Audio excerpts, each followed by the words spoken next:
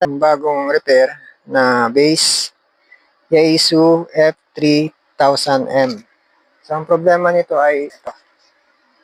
Yan, no power, low power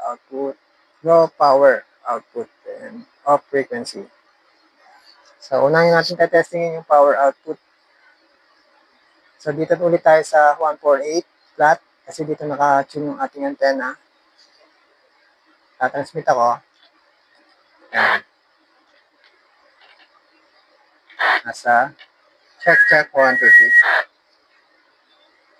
3. Mababa yung aking asa natin yung power supply. Lagyan natin 13.8. Yan. 13.8.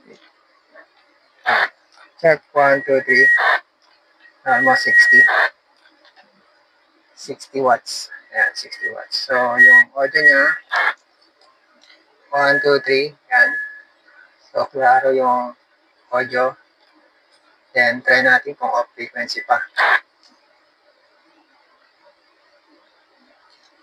1, 2, 3. Yan, wala na. So, pataas naman tayo. Check 1, 2, 3. Yan, wala na.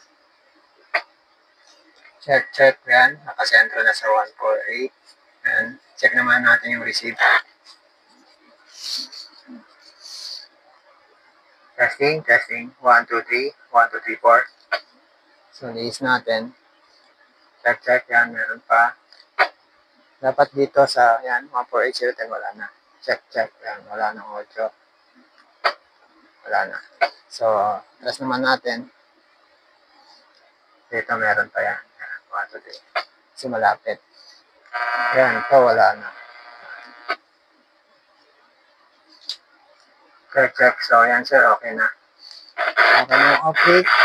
Tsaka yung power output. Mataas na siya. Yan, mataas na power output.